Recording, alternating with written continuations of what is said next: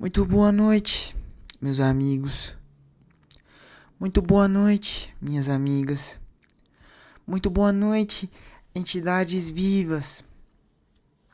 Entidades dotadas de células. Entidades que funcionam por si. Muito boa noite. Como vocês estão, pessoal? Vocês estão bem? Muito bom que vocês estão bem. Porque dessa vez, Patrímio! O grego não está bem. Patrímio, o grego está muito triste, muito triste. Mas por que, Patrímio? Por que você está triste? Porque na semana passada, pessoal, eu resolvi fazer um vídeo falando sobre a importância da conversa. E sobre como as nossas conversas hoje em dia se afastam cada vez mais daquilo que é quase que uma conversa formular. Daquilo que é quase que uma conversa ideal, que é a causerie. A causerie guia os homens, de certa maneira, como eu disse no vídeo anterior, ao projeto de ser.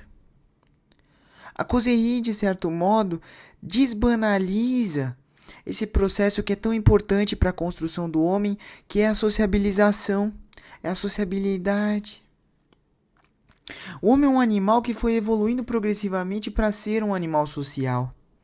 E para ser um animal cuja sociabilidade repousa mais do que qualquer outro animal na racionalidade, na rácio, na razão. E à medida que o homem vai progredindo no curso da história, eu sinto que essa racionalidade, essa razão foi se... não vou dizer que ela foi se extenuando, mas ela foi se desgastando, foi se distendendo. E de certo modo, pessoal, aquilo que tornou o homem um animal mais evoluído do que os demais, não em termos de evolução biológica, mas em termos de preservação e expansão na ordem da biosfera, porque é inegável que foi o homem que dominou a única espécie que está presente em todos os continentes do globo. É a única espécie que conseguiu se adaptar às pressões ambientais como nenhuma outra. Se você pegar e tirar um homem aqui do Brasil, que é natural aqui do Brasil, e colocar ele em um clima do Alasca, ele consegue se adaptar. Então, de certa maneira, o homem foi uma das espécies que mais conseguiu se manter ao longo desse curso evolutivo, pessoal. E por que isso? Porque, como já diria o Milton Santos, foi o homem o único ente capaz de transformar o meio natural em um meio técnico. E agora ele o transformou em um meio técnico, científico e informacional.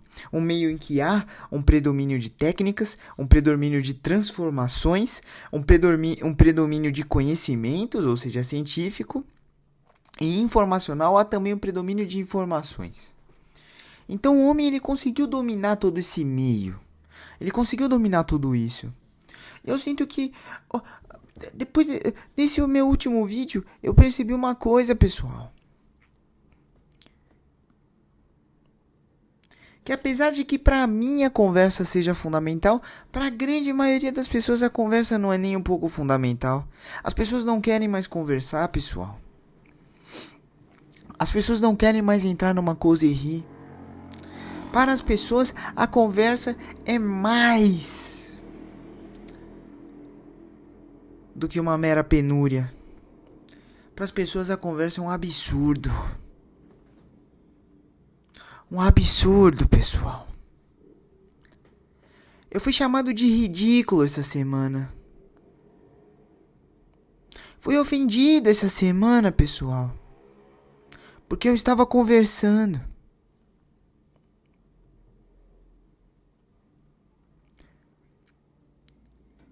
Saí com um conjunto de indivíduos.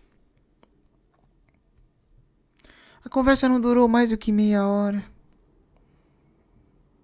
A conversa se perdeu nas mundanidades de uma forma tão avassaladora que eu me perdi naquelas mundanidades e até hoje as mundanidades não saíram de mim.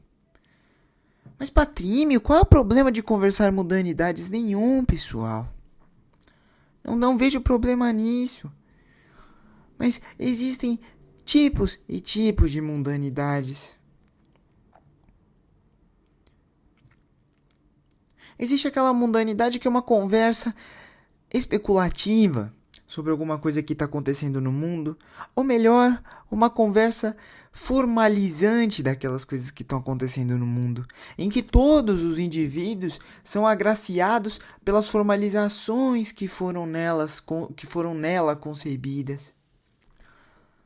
Então, por exemplo, vai se falar de futebol, não se fala meramente de um compêndio de nomes. Não se fala meramente de especulações sobre o futuro, expectativas de jogo. Não se fala sobre isso, pessoal. Mas fala-se, de certa maneira, como aquele jogo foi evoluindo ao longo do tempo. E melhor do que isso, como a gente consegue observar essas evoluções no apuro técnico do jogo. Como a gente pode observar essas evoluções nos novos times. Como a gente pode observar essas evoluções incomparável? Por que é importante que tal jogador fez tal gol? Por que isso é tão importante? Talvez isso mesmo seria uma conversa. Por que é tão importante? O resultado que está sendo auferido? Por que tudo isso é tão importante? Isso é um ponto de uma conversa que é muito interessante, pessoal. Mas não houve isso. Houve uma mera exposição perdulária cansativa de repetições para fechar um espaço de silêncio que as pessoas não conseguiam filiar, ou melhor, para evitar que alguma conversa de tom mais elevado fosse estabelecida. Para que a noite não acabasse ali. Pessoal. Para isso que virou a conversa, uma mera manipulação contextual, uma mera construção de nadas, Então é melhor que eu seja uma formiga. Porque pelo menos uma formiga no ápice da sua sociedade e no vale da sua inteligência racional, ela constrói o formigueiro e constrói uma sociedade. Mas então, de novo, eu me faço essa pergunta. Até escrito aqui nas minhas notinhas. O porquê a conversa é um absurdo para os garotos atuais. Eu cheguei aqui em 5 principais respostas que eu vou abrir para vocês uma por uma. A primeira delas concerne quase que uma teoria contraplatônica, uma teoria antiplatônica, o completo oposto do platonismo. O platonismo, em diversos momentos, identificou que nas formas que foram chamados de eideos, ideias, há razão especulativa pela qual o homem existe. E há o caminho para o conhecimento e para a verdade do homem. Então o homem só consegue conhecer-se a si mesmo, só consegue conhecer a verdade no momento em que ele tem contato com as eideos. E mais do que isso, no momento em que ele tem contato com a eideos, com a forma do bem, do bom, do bem. E aí quando o homem supera essa doxografia, doxa, opinião do grego, grafia, estudo. Então, essa doxografia, esse estudo de opiniões que a gente faz todos os dias, o homem consegue verdadeiramente conhecer, e verdadeiramente conhecendo ele consegue atingir um estado de plenitude. E atingindo esse estado de plenitude, ele consegue conhecer o sol, consegue conhecer a vida e consegue finalmente encontrar o seu propósito de existência. É esse o caminho que a filosofia platônica foi trilhando. Qual é a forma do belo? Qual é a ideia do belo? Qual é a forma do bom? Qual é a ideia do bom? Qual é a forma da virtude? Qual é a ideia da virtude? O porquê no mundo real, na empiria, a gente consegue estabelecer determinadas ideias, determinadas formas, entendeu? E a partir dessas imagens que a gente vê no mundo, como é que a gente vai construindo tudo isso? Enfim, a filosofia platônica é uma teoria das ideias, é uma filosofia das ideias, uma filosofia que defende as ideias. Ideias profundas, pessoal. Ideias que são muito difíceis de serem alcançadas pelo homem moderno. Por quê? Porque são ideias abstratas. O homem moderno não consegue mais abstrair, pessoal. Então, o primeiro motivo pelo qual a conversa está se tornando um absurdo para os garotos atuais é esse.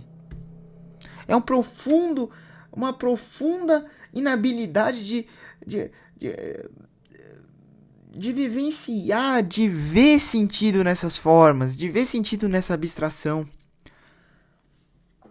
Porque, de certa maneira, há uma tendência, eis aqui o segundo motivo, das pessoas de verem meramente o pragmatismo. As formas abstratas não têm sentido, porque elas são abstratas. Eu vou procurar no concretismo, na rigidez, na frieza das formas do mundo, das formas empíricas, a solução para tudo. Então eu vou sair com meus amigos, por exemplo, e eu vejo que eles só pensam em falar de coisas do mundo porque são concretas e dão resultados imediatos. O meu time vai ganhar, a minha aposta vai ceder, o meu time vai perder, a minha aposta vai alavancar. E eu vou ganhar substância, eu vou ganhar contrato, eu vou ganhar vida com isso, mas não é isso que dá substância para o homem. Isso é só um filler. Não gosto de usar anglicismo, mas eu não pensei em outra palavra. Isso é só um preenchimento existencial, pessoal. Isso é muito triste. Esse completo afastamento das formas, essa necessidade contínua por algo que, por nada que seja elevado. Elevado não no sentido de maior ou menor, mas algo que supere essa ordem natural da existência.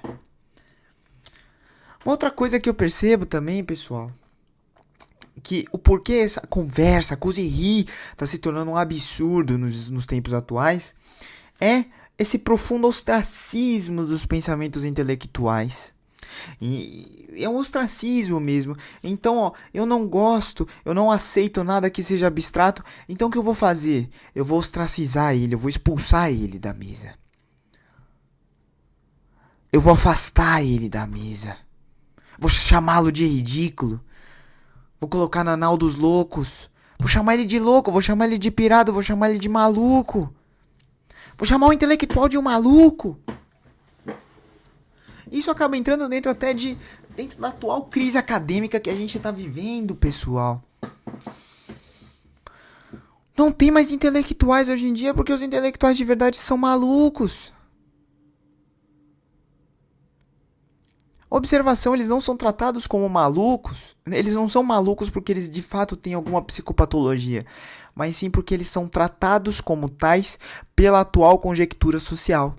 Então, o que a gente observa é efetivamente que há um ostracismo, uma exclusão das pessoas que pensam em ideias abstratas, das pessoas que teorizam, das pessoas que conceituam, das pessoas que buscam o bem e a verdade. E essa exclusão não leva a nada, pessoal. Não leva a nada. Leva-se a uma chacota. Patrímio, o grego, é excluído da ordem do mundo. E o outro motivo, o quarto motivo, que eu vejo bastante para essa absurdização da conversa nos dias atuais, é justamente essa hiperespecialização que existe hoje em dia. Se você não for um hiperespecialista em alguma coisa, você não tem propriedade de falar de nada. Eu só falo daquilo que eu me hiperespecializei porque eu não posso falar de mais nada. Eu vou ser julgado se eu falar de mais alguma coisa. Eu vou ser julgado se eu colocar em xeque ou se eu questionar o pensamento de um hiperespecialista. Então a conversa não se desenvolve. Não há o processo de maiêutica socrática, no qual o filósofo, o amante do saber, pergunta ao especialista uma série de questões que faz com que o especialista gere novas ideias a partir daquilo que ele se diz especialista. Não há mais esse processo reflexivo, porque agora criou-se na cadeia das ciências um claustro, uma cadeia fechada, uma cela impermeável a qualquer tipo de ideia diferente da dela. Uma cela impermeável à mudança, uma cela impermeável à doxa, uma cela impermeável à episteme, uma cela impermeável a qualquer outra coisa que não seja o próprio conteúdo de si mesma. Então a cela impermeável da medicina, os médicos só podem falar sobre medicina nas mesas. Uma cela impermeável do direito, os advogados são os únicos a poderem falar sobre direito. Uma cela impermeável da filosofia, os filósofos hiperespecializados e doutores em filosofia são os únicos que podem falar sobre a filosofia e as especulações. Não há mais espaço para que o médico fale de filosofia, não há mais espaço para que o médico fale de advocacia, não há mais espaço para que o advogado questione sobre as técnicas da medicina, não há mais espaço para nada, pessoal. Oh, céus! Os cuicó! Até quando? E por fim, pessoal, o último motivo é um motivo de ordem bioquímica. A gente tá viciado em tudo que é fácil. E pensar é difícil. Eu não tenho mais nada o que dizer. É um motivo de ordem bioquímica.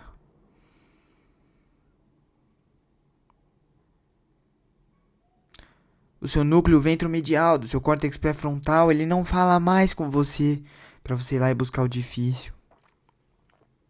O seu telencéfalo só pensa em coisa fácil que te dá dinheiro rápido, cara. Muito triste, muito triste, muito triste, muito triste, muito triste, muito triste. Muito triste, pessoal, muito triste, muito triste. Então eu decidi, de certa maneira, pessoal, mudar um pouco o rumo desse canal. A partir de agora, Patrímio vai falar com um observador. A partir de agora, Patrímio não vai mais falar com esse conjugado de pessoas atuais que o excluem da vida social. Não, Patrímio vai continuar aqui, falando todos os dias, mas a partir de agora, Patrímio vai falar pra Eudóctone, aquele que tá na Terra verdadeira. Eudóctone, me escuta, Eudóctone. A partir de agora, Patrímio vai falar com o Eudóctone, seu interlocutor primordial, aquele que o escuta, alinhava suas ideias, o questiona. Muita treta, pessoal, muito difícil. Mas é a solução, pessoal. É a solução. Patrímio vai ensinar ao Eudóctone o projeto de ser. Porque me parece que o projeto de ser do mundo não é um projeto de ser. É um projeto de parecer. E Patrímio não parece, Patrímio é.